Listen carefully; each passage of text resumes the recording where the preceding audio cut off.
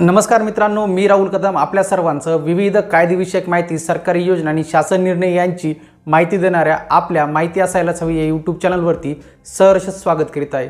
मित्रांनो, भारतीय लोकशाहीने आपल्याला दिलेला महत्त्वाचा अधिकार म्हणजे मतदानाचा, सरकार निवडण्याचा। तर हेच सरकार निवडण्यासाठी आपल्याला सर्वप्रथम गरज असते ती मतदान कार्डची, आणि हेच मतदान कार्ड आपल्याला मिळवण्यासाठी सर्वप्रथम आपल्याला रजिस्ट्रेशन हे करावं लागत असतं। तर आज आपण ह्या व्हिडिओमध्ये समजून घेणार आहोत की जो नवीन मतदार आहे, ज्याला आपल्याला मतदान कार्ड करता रजिस्ट्रेशन करायचं आहे, तो घरबसल्या कशा पद्धतीने मतदान कार्ड म्हणजेच वोटर आय डी करता रजिस्ट्रेशन करू शकतो, याच विषयाची सविस्तर माहिती घेण्याचा प्रयत्न आज आपण ह्या व्हिडिओमध्ये करणार आहोत।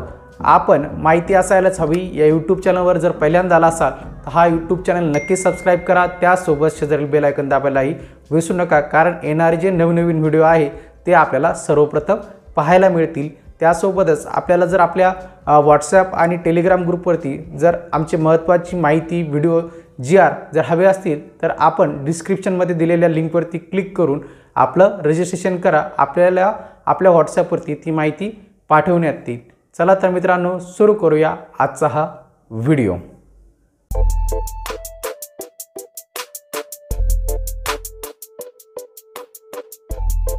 मतदान कार्ड करण्यासाठी सर्वप्रथम आपल्याला मतदान आयोगाची जी वेबसाईट आहे, म्हणजे निवडणूक आयोगाची वेबसाईट आहे, त्यावरती जावं लागेल। त्याकरता nvsp.in ही वेबसाईट टाकून आपण एंटर क्लिक करायचं आहे।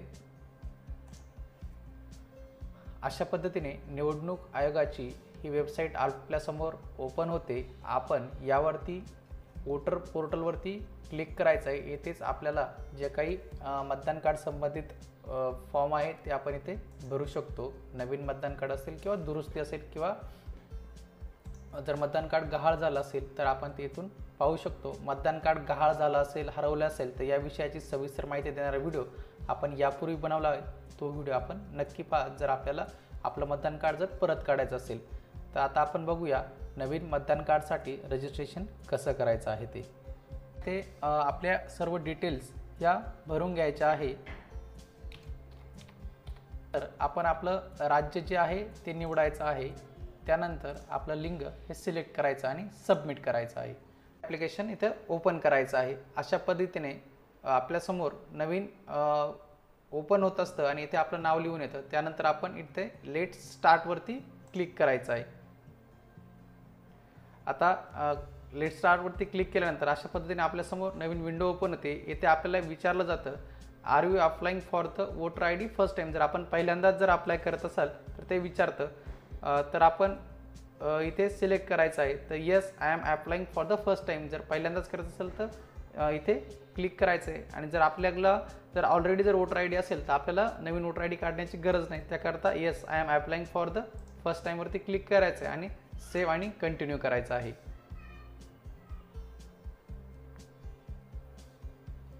अशा पद्धतीने पुढील विंडो ओपन होते। यामध्ये आपल्याला विचारलं जातं की आपण भारतीय नागरिक आहात का, सिटीजन आहात का।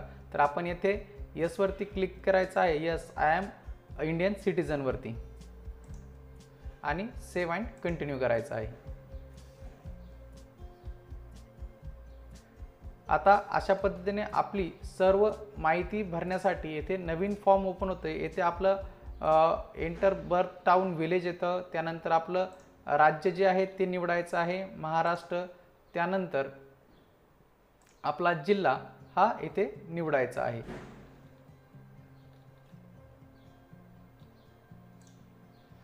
आणि आपलं प्लेस ऑफ बर्थ इथे टाकायचं आहे।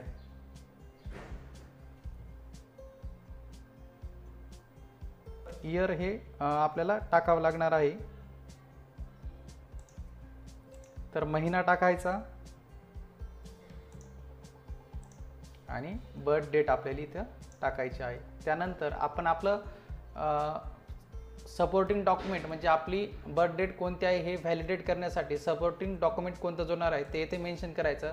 तर आपण आधार कार्ड देणार आहोत, त्याकरता आधार कार्ड, आणि आपल्याला इथे आपली जे काही फाईल आहे ती आपल्याला अपलोड करावी लागणार आहे।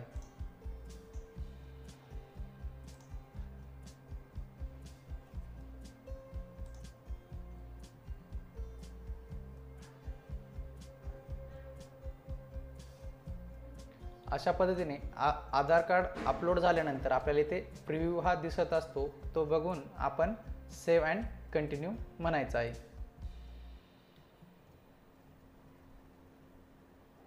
राज्य, जिल्हा आणि आपली जी असेंब्ली कॉन्स्टिट्यूशन आहे म्हणजे मतदारसंघ आहे तो आपल्याला इथे निवडायचा आहे.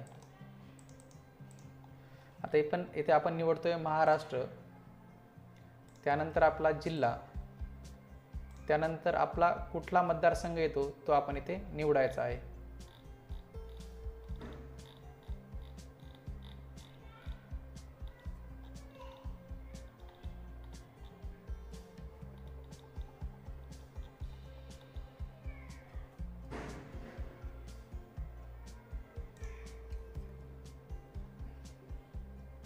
आणि सेव्ह अँड कंटिन्यू वरती क्लिक करायचं आहे. त्यानंतर आपण इथे आपलं पूर्ण नाव, वडिलांचं नाव आणि हे सर्व गोष्टी आता आपल्याला इथे लिहायच्या आहे. आपले जे नाव येतं ते मराठीमध्ये किंवा हिंदीमध्ये ट्रान्सलेट होताना चुकीचं होऊ शकतं, त्याकरता आपण आपलं नाव हे व्हेरीफाय करायचं आहे. त्यानंतर आपल्याला आधार कार्ड असेल तर येस आय हॅव आधार इथे म्हणायचं आहे आणि इथे आपल्याला आपला आधार नंबर जो आहे तो इथे टाकायचा आहे. तर आधार नंबर इथे आपण भरणार आहोत.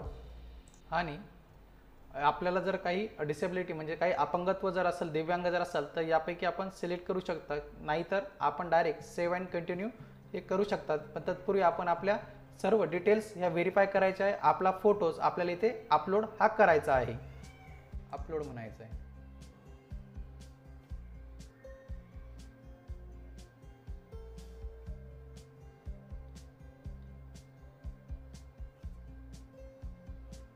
सर्व डिटेल्स आपण व्हेरीफाय केल्यानंतर सेव्ह अँड कंटिन्यू हे म्हणायचं आहे.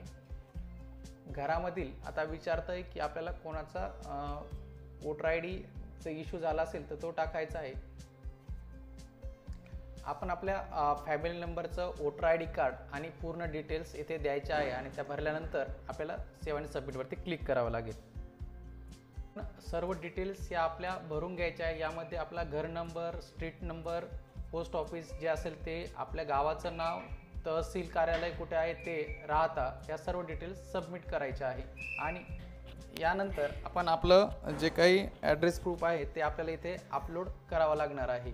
तर इथे डॉक्युमेंट सिलेक्ट करायचं आहे आणि त्या पद्धतीने जे काही डॉक्युमेंट आपल्याकडे उपलब्ध असेल, आधार कार्ड असेल, पासपोर्ट असेल किंवा जे काही इतर इलेक्ट्रिसिटी बिल यामध्ये लिस्टमध्ये जे काही डॉक्युमेंट दिले आहेत ते आपण इथे अपलोड करू शकतात. त्यानंतर सिलेक्ट फाईल अपलोड इथे म्हणायचं आहे आणि जे काही आधार कार्ड आपण अपलोड करणार आहोत ते इथे जोडायचं आहे.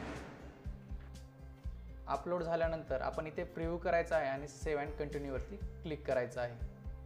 इथे आपण कधीपासून भारतात राहत आहात तर जन्मापासून जर राहत असाल तर जन्मतारीख आणि महिना आपल्याला इथे टाकायचा आहे. आता इथे डिक्लेरेशन करायचं आहे. आपला प्लेस कोणता आहे तो लिहायचा आहे इथे.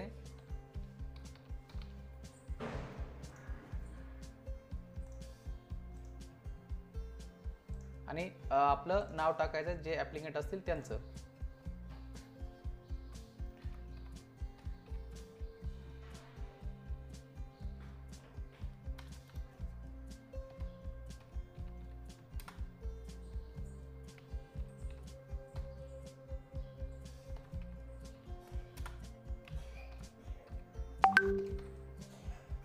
आणि या सर्व डिटेल्स फिलअप केल्यानंतर आपण येथे सेव्ह अँड कंटिन्यूवरती क्लिक करायचं आहे. अशा पद्धतीने आपल्यासमोर पूर्ण फॉर्म हा ओपन होईल. येथे सर्व डिटेल्स एकदा आपण वाचून व्हेरीफाय करून घ्यायचे आहे. आणि शेवटी जर आपल्याला काही फॉर्ममध्ये करेक्शन करायचं असेल तर इथे एडिट फॉर्म म्हणायचं आहे. आणि जर सर्व फॉर्म जर बरोबर असेल तर आपण इथे सबमिट हा फॉर्म करायचा आहे. जो आपला मतदान कार्ड रजिस्ट्रेशनचा फॉर्म आहे तो इथे सबमिट होईल. आणि येथे अशा पद्धतीने आपल्याला एक नवीन जो काही ट्रॅकिंग आय डी आहे तो आपल्याला इथे मिळून जाईल. तो आपण मिळाल्यानंतर आपण तो ट्रॅकिंग करू शकतात. अशा पद्धतीने आपण घरबसल्या आपलं नवीन मतदान कार्ड करण्यासाठी रजिस्ट्रेशन हे करू शकतात. आजचा हा व्हिडिओ आपल्याला आवडला असेल अशी आशा करतो. आणि याचं ट्रॅकिंग कसं करायचं तर आपण सुरुवातीला जिथे बघितलं तेथेच त्या वेबसाईटवरती ट्रॅकिंग डिटेल्स आहे, तिथे आपण हा आय डी ट्रॅकिंग हा करू शकतात.